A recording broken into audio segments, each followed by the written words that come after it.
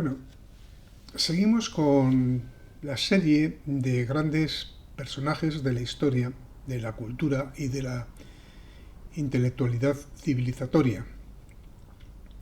Hemos hecho un repertorio hasta ahora pues bastante abundante de personas que han nutrido la idea de la hispanidad y le ha dado un sentido antropológico, un sentido histórico y un sentido vital, un sentido de ese constitutivo de lo que es la hispanidad, que es la idea cristiana transmitida desde Isabel la Católica por la Escuela de Salamanca, leyes de Indias y todo el proceso durante 3 siglos de creación de un universo que fue, como dice en la película López Linares, un globalismo, en este caso auténtico.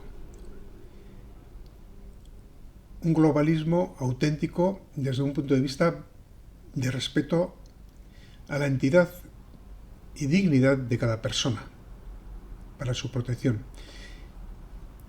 Estos personajes que vamos pasando por esta serie de programas en Unidad Hispanista tiene como objeto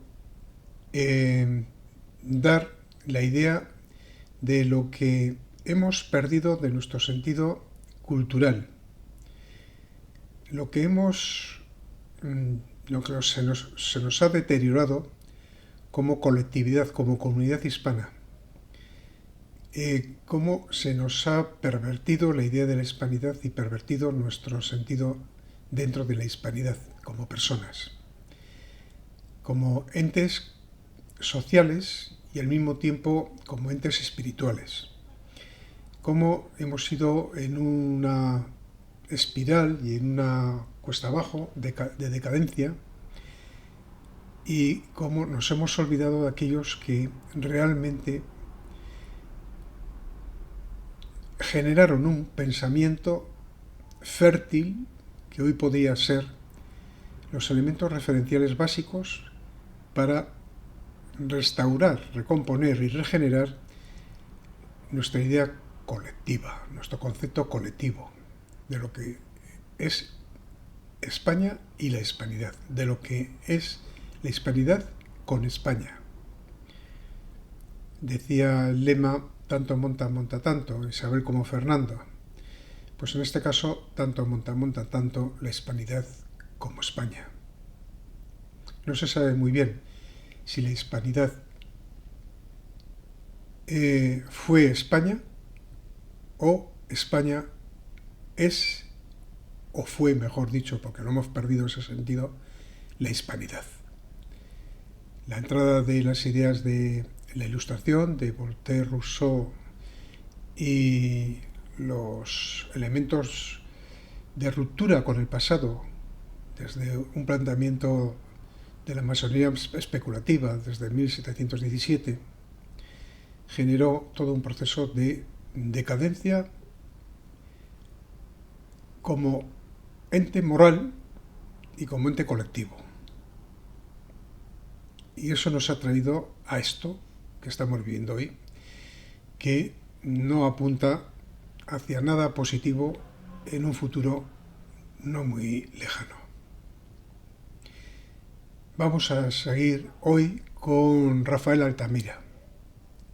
A continuación voy a hacer una glosa o una semblanza de lo que fue este gran personaje y después, como en el episodio anterior, un compañero nuestro de Unidad Hispanista leerá elementos muy importantes de su pensamiento.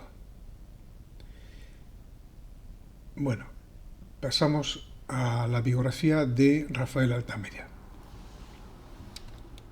Rafael Altamira Crevea nació en Alicante el 10 de febrero de 1866 y murió en México, en Ciudad de México, el 1 de junio de 1951.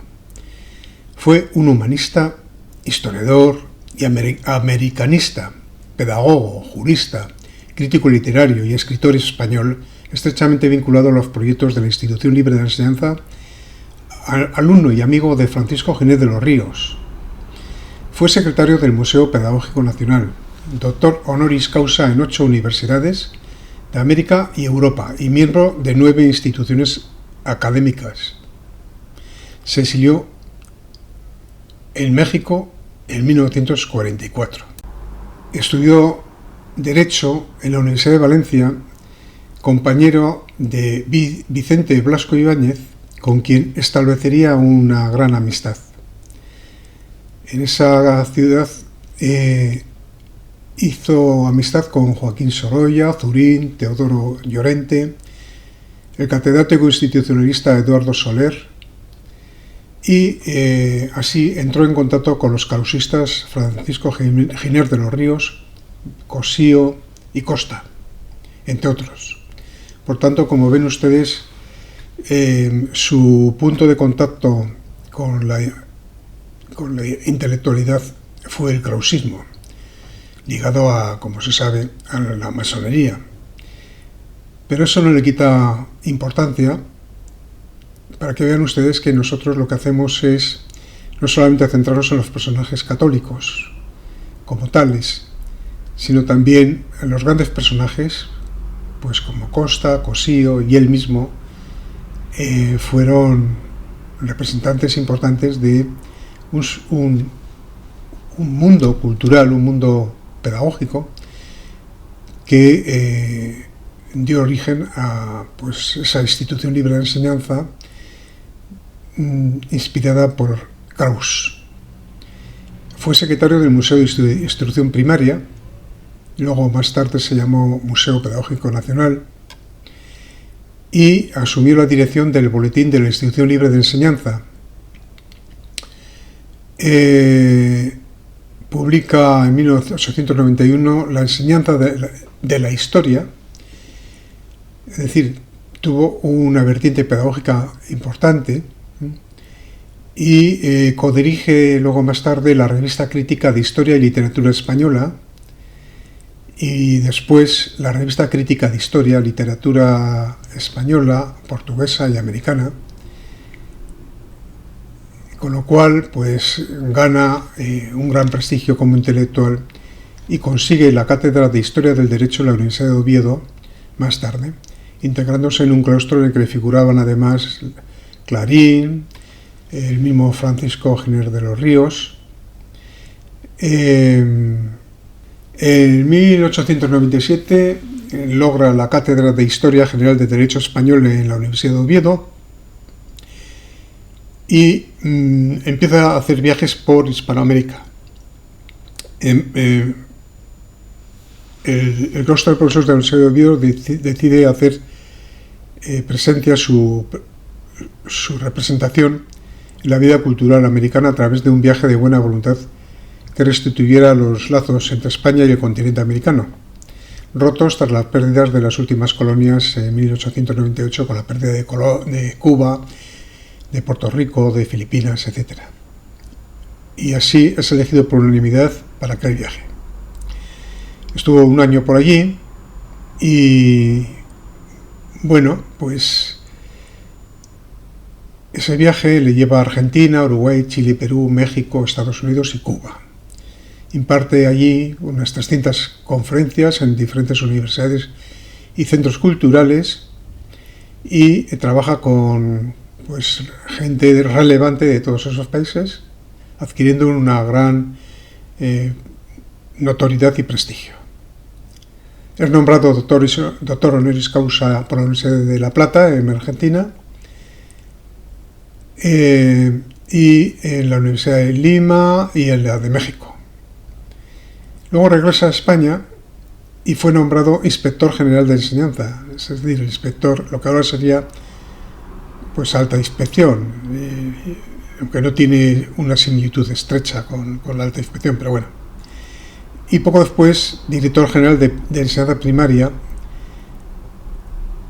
creado en 1911 sin ninguna vinculación, sino era un cargo técnico.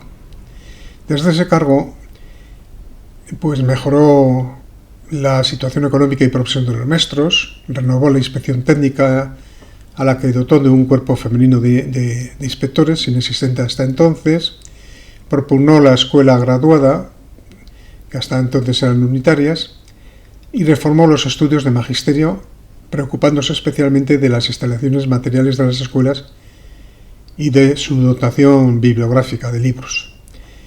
Igualmente intentó introducir métodos de enseñanza novedosos como la escuela jardín y la escuela al aire libre, y en 1913 presenta su renuncia debido a presiones políticas. En 1914 fue nombrado profesor del Instituto Diplomático y Consular, antecedente de la actual Escuela Diplomática, y obtuvo por concurso la cátedra de Historia de las Instituciones Políticas y Civiles de América en la Universidad Central de Madrid. Creada con... y Altamira ejerció esa cátedra hasta su jubilación en 1936 y proveyó de una importante biblioteca para mayor profundización de esos conocimientos.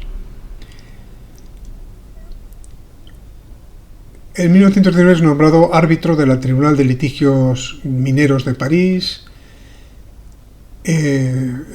por las disputas entre Francia y España sobre las minas de Marruecos. Es elegido en 1920 miembro de la Comisión de Juristas encargada por el Consejo de la Sociedad de Naciones para redactar el anteproyecto de Tribunal Permanente de Justicia Internacional. En fin, es que tiene un desarrollo vital, lo que ahora se llama currículum tan extenso que nos llevaría mucho tiempo hablar sobre él. Pero bueno, en 1920 empezó a preparar la edición de sus obras completas, que no voy a decir cuántas son porque es una inmensidad. Y en México, tras estallar la Guerra Civil Española, es sorprendido de vacaciones en Riaza. Cuando intentaba huir del país, fue detenido, pese a poseer inmunidad diplomática, en Vitoria por requetés que pretendían fusilarle. Ya saben ustedes la inquina, el enfrentamiento que hay entre el mundo de los tradicionalistas y la institución libre de enseñanza del carusismo, cosa que tiene su sentido y razón, por lo que hemos comentado antes del término masonería. Pero luego, pues va de juez al Tribunal de La Haya, pero con la invasión de Alemania de los Países Bajos en 1940 tiene que refugiarse en Bayona, donde permanece hasta 1944 y tiene que salir por el avance alemán, y tras una breve estancia en Portugal, donde colabora con la Universidad de Coimbra y escribe cartas de hombres, es invitado por la Fundación Carnegie a dar un curso en la Universidad de Columbia, Nueva York, etc. Un accidente con rotura de la cadera durante el viaje le fuerza a cambiar de destino y se instala en México, Distrito Federal, donde estaban exiliadas sus dos hijas. Y como profesor impartió en el Colegio de México la cátedra seminario Preparación para las Investigaciones Históricas. En definitiva, pues fue uno de los primeros historiadores que impulsaron la historiografía en España, partiendo de su relación con la cultura y la historia de las ideas, impulsó la Institución Libre de Enseñanza, etc. Reconocimientos que tiene: la Gran Cruz de la Orden de Alfonso XII, la Gran Cruz de la Orden del Mérito Naval, Gran Cruz de la Orden de la Corona de Italia, Oficial de la Legión de Honor de Francia, Orden del León Blanco de Checoslovaquia, etcétera, etcétera, etcétera. Es decir, es un miembro muy destacado de la aristocracia cultural de principios del siglo XX, y yo creo que es obligado contar con sus referencias en torno a la hispanidad, que es de lo que aquí tratamos. Vamos a oír lo que nuestro compañero lee de algunas cosas que él escribió. Simplemente es una muestra representativa de su pensamiento. Creemos nosotros que debemos respetar a todos los hombres importantes en el mundo de la construcción de un pensamiento en torno a la idea de hispanidad, aunque no casen bien, por ejemplo, Remigio Mettu con Rafael Altamira en cuanto al enfoque, que en un caso era espiritual, católico, cristiano, en el caso de Remigio Mettu, y en este es un pensamiento más llegado a no menos significativo, y yo creo que importante, por otra parte, al pensamiento krausista. Resumen completo de las aportaciones de España, pasadas y presentes de España en la obra común de la civilización.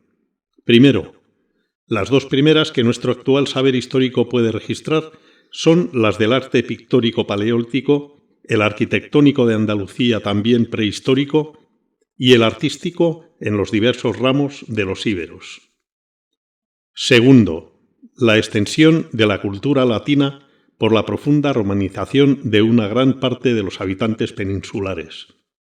Tercero, después de la caída del Imperio Romano de Occidente, España recogió, en mayor escala que las otras provincias de aquel, la cultura clásica y contribuyó así a salvar su tradición en Europa.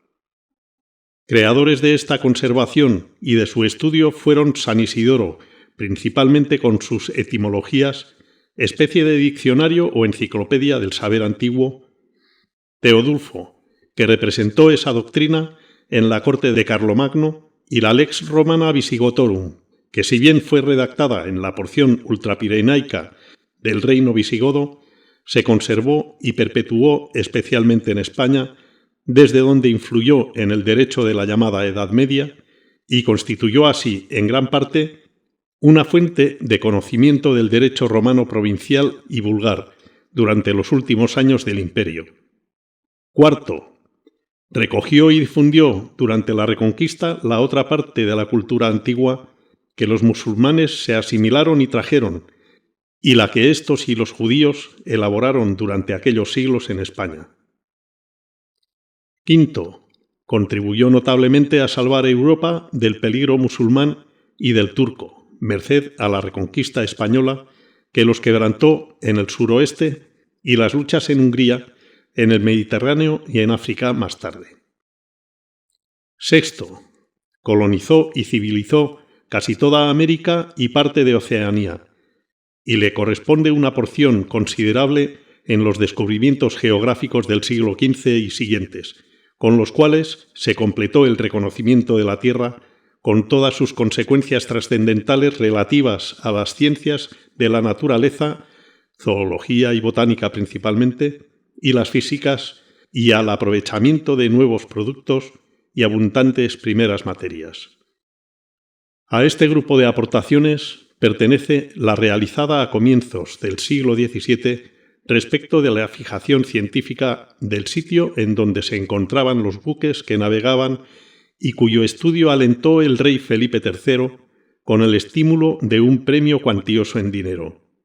En la resolución de este problema, España se adelantó a Inglaterra. Séptimo, impulsó grandemente el desarrollo de la cartografía por medio de las observaciones, estudios y mapas de los marinos catalanes, mallorquines y andaluces, así como de todas las ciencias aplicadas a la navegación, cuyos tratados se difundieron por los demás países europeos, donde fueron aprovechadas sus ideas durante los siglos XVI y XVII. Octavo, con los trabajos de sus cronistas, misioneros y viajeros en América y Oceanía, puso las bases de la filología y la sociología de los pueblos indígenas del Nuevo Mundo, sobre cuya base inició Hervás en el siglo XVIII los estudios de lingüística comparada y de antropología. En otro orden de investigaciones, en el mismo siglo, Arteaga y algún otro autor contemporáneo se anticiparon también en el cultivo de la historia general de la literatura y de la música.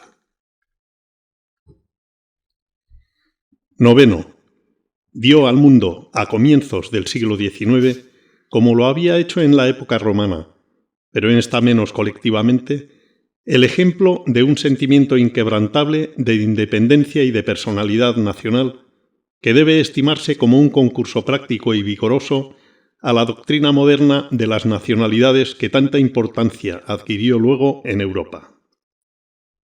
Décimo, ha reconocido y respetado como nadie el derecho humano que corresponde a los llamados pueblos inferiores, del que las leyes de Indias y los constantes esfuerzos de los gobernantes españoles porque se cumpliesen íntegramente son el más alto ejemplo de legislación amparadora y tutelar de los humildes e incultos.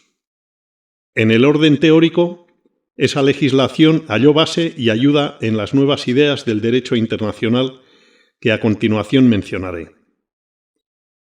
También se debe a España el haber implantado, dentro de su política de protección a los indios, novedades de orden social relativas a la jornada de trabajo y al salario obrero han tardado casi 4 siglos en ser admitidas en Europa para los trabajadores blancos, ejemplo cuya importancia trasciende mucho más allá de la política colonial. 11. Produjo una ciencia jurídica propia, particularmente durante los siglos XVI y XVII, y en las materias siguientes: Derecho público interno, Derecho internacional, Filosofía y ética del derecho. Esas ciencias, en las que son nombres culminantes Vitoria, Soto, Márquez, Mariana, Suárez, no solo se igualó con la de los demás países europeos, sino que la sobrepujó en varios de sus aspectos, presentando ideas y resoluciones originales. Ayudó así notablemente al progreso de los estudios de aquellas disciplinas y a la comprensión de la naturaleza de las sociedades políticas, con ideas nuevas reconocidas como tales por los contemporáneos extranjeros. Algunos de los tratadistas mencionados, no obstante la distancia de siglos que les separan de nosotros, son todavía un valor científico para los juristas modernos. Cosa igual ocurre con algunos cultivadores españoles del derecho comercial y la economía, como Salgado de Somoza en el siglo XVII, cuyas ideas consideran hoy como fundamentales los economistas y en los siglos XVIII y XIX Jovellanos, Flores, Estrada y Mendizábal. 12. Con su ciencia teológica dio España un factor de primera importancia en este orden de conocimiento, así como en su aplicación a las resoluciones del Concilio de Trento, donde tanta influencia alcanzaron los teólogos y moralistas españoles, que constituyen el código fundamental de la Contrarreforma católica. Así conservó para todos los católicos de toda la humanidad un valor religioso primordial, a más de su importancia general cristiana. En la misma dirección ejercieron en el mundo católico y siguen ejerciendo influencia las doctrinas y procedimientos espirituales de la Compañía de Jesús, y más aún la ascética y la mística españolas, en las que descuellan con una alta estimación no quebrantada por las ideas modernas Santa Teresa de Jesús, San Juan de la Cruz y, en menor escala, pero no con menor merecimiento, Fray Luis de León, quien, por otra parte, fue un moralista y poeta de altísimo valor. 13. En las teorías morales y estudios del alma humana son todavía estimados y utilizados por los pensadores modernos algunos escritores españoles de los siglos XVI y XVII, como Gracián, ensalzado por Schopenhauer. 14. En el orden literario ha creado España varios géneros que son exclusivos de ella por su misma naturaleza o por la modalidad original con que se trataron, los cuales ejercieron una influencia considerable en las otras literaturas europeas, principalmente la francesa del XVI y sobre todo la del XVII. El más antiguo de esos géneros fue el épico, los cantares del Cid y otras figuras notables de la Edad Media española, y sus derivados, los romances viejos y nuevos. No todos los romances son épicos, pues los hay propiamente líricos, pero unos y otros han logrado la victoria más grande de ser todavía en la actualidad formas poéticas populares en España y en otros países y de perdurar en la memoria y la práctica no sólo de los pueblos de civilización española, sino también en los grupos hebreos sefarditas desparramados por el mundo. Por otra parte, su influencia literaria en naciones de idiomas no hispanos es un hecho hoy comprobado. A pesar de su incontestable belleza y su originalidad, ha sido la más tardía en ser estimada y reconocida plenamente la importancia literaria de esa creación artística. En este retraso tuvo una gran parte de culpa el olvido en que la epopeya medieval cayó en la España misma. La boga, pronto adquirida, de la novela realista, novela picaresca, por un lado, y por otro, los libros de caballería, los Amadís y sus sucesores, que inundaron el mundo europeo, son también aportaciones sustancialmente hispanas. 15. En la misma novela picaresca, y luego superándola en otra forma literaria y de grandioso fondo espiritual, surgió a comienzos del siglo XVII la obra capital de Cervantes, cuya penetración del alma humana y de la vida, así como su sensata filosofía referente a este campo de observación, hicieron de sus dos personajes principales en el ingenioso hidalgo Don Quijote de la Mancha dos tipos humanos universales que desde su aparición vienen continuamente suscitando las meditaciones y comentarios de los grandes escritores de todo el mundo, Don Quijote y Sancho Panza. 16. La épica medieval y el romancero reúnen a sus cualidades puramente literarias la de haber sido formas de arte popular con intensidad no superada, y por lo tanto ejemplar, por las formas análogas de otros países, más bien cultas y señoriales. Pero no son las únicas especies literarias españolas que poseen esa condición, como veremos en el número 17. Aparte, pues, de lo que en este he de decir, avanzaré ahora la noticia de que España ha producido siempre, y sigue produciendo, otra forma eminentemente popular, la de las canciones, de que poseemos abundantísimos ejemplos correspondientes a los siglos XVI y XVII, ya por haber sido incluidos y utilizados por los dramaturgos, por existir documentalmente exentos e independientes. Continuó esa forma literaria en el XVIII, como ya digo antes, sigue siendo una nota característica de nuestra vida en un orden de creación que se separa mucho de la elogiada canción francesa moderna de tipo culto y de café o cabaret. Esa constante creación española va conjunta con la musical, como veremos luego. 17. Otra creación literaria española fue su teatro del XVI y XVII, que con justicia figura entre los grandes teatros modernos, no sólo por sus condiciones artísticas, sino también por la novedad y nobleza de muchos de sus temas y los altos problemas de la vida humana universal que a menudo lo inspiraron, motivo por el cual, a más de influir en otras naciones, suministró tipos e ideas a la obra de algunos de los más alabados autores del teatro francés clásico y de otros europeos. 18. La difusión por toda Europa en los mencionados siglos del idioma castellano y la originalidad de algunas de las ideas expresadas por él suscitaron el fenómeno interesante que los estudios modernos empiezan a darnos a conocer de haberse transmitido a otros idiomas palabras nacidas en España a la vez que entraban en el nuestro italianismos y galicismos. Ignoramos aún cuánto tiempo duró y en qué medida se produjo esa cooperación en la historia de las lenguas que llamaba vulgares Dante y que hoy apellidamos romances. La transmisión de las lenguas no romances parece no haber sido abundante ni de efecto saliente en la ideología que los varios léxicos representan. 19.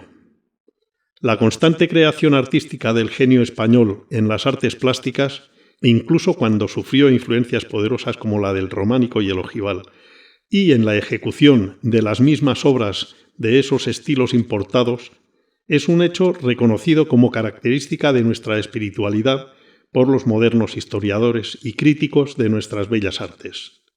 Pero no se limitaron a esto los españoles, sino que inventaron estilos y maneras propias en la arquitectura, en la escultura y en la pintura, que continúan siendo modelos estudiados e influyentes en el arte moderno. Esas creaciones ofrecen la misma nota saliente de realismo que hemos visto en la literatura, aunque en otra dirección que la que ésta empleó en la novela picaresca y en el teatro, especialmente el de Lope. También poseen las obras artísticas españolas calidades de pura técnica que mantienen su valor en los tiempos presentes. Mi manual de historia da los nombres que a este respecto se deben recordar. Lo mismo en el siglo XVI que en el XVIII, Goya. En el XX, Picasso es una nueva manifestación de nuestro espíritu en la pintura, cualesquiera que sea el juicio artístico que se haga de sus estilos y teorías. 20. Lo dicho anteriormente, cabe decirlo también de algunas de las artes industriales menores: artesanados, azulejería, cerámica exenta y de adorno de muros, orfebrería, rejería, guadamacilería, bordados y encajes de arte popular. 21. Párrafo aparte merecen las creaciones arquitectónicas propiamente españolas, que son las del estilo mudéjar y la del plateresco, así como la modalidad particular que dieron nuestros artistas al barroco, churriguerismo, objeto hoy de encomios por parte de críticos extranjeros. 22. He dicho ya en el número 16 la importancia y volumen que ha tenido y sigue teniendo la creación popular en España. Una especie de ella fue la canción de materia religiosa, principalmente con referencia a la Nochebuena y a la Navidad, villancicos, canciones del nacimiento de Jesús, etc., de que se conocen muchos ejemplares utilizados o escritos en las representaciones teatrales primitivas y en los autos. Al lado de esa corriente popular, se produjo a partir del siglo XVI una música religiosa erudita que presentó entonces reformas técnicas notables, así como una expresión ideal muy intensa. A ella se refirió Fray Luis de León en algunas de sus mejores poesías líricas. La influencia de esa música española, así como la de nuestros instrumentos musicales típicos de entonces, en varios países de Europa, es notoria y ha llegado a inspirar a compositores modernos. La popular, a que antes me refiero, lo mismo la actual que la antigua, es una de las más notables del mundo y ha suministrado también materia abundante a composiciones modernas de músicos españoles, franceses y rusos que figuran hoy entre las más aplaudidas y oídas de todas partes. Su gran riqueza de variedades regionales, de que solo parte se ha divulgado, la andaluza y algo la aragonesa, brindan aún al arte moderno con nuevas fuentes de inspiración en que los valores expresivos son muy salientes, aparte la variedad de los ritmos. 23.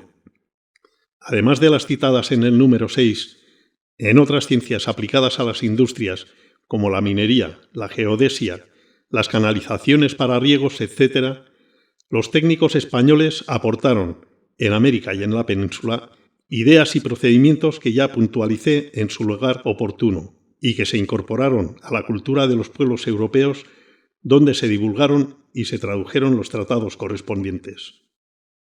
Algunos han servido, como por ejemplo los sistemas de riego del este y sudeste peninsulares, de guía en trabajos modernos. 24.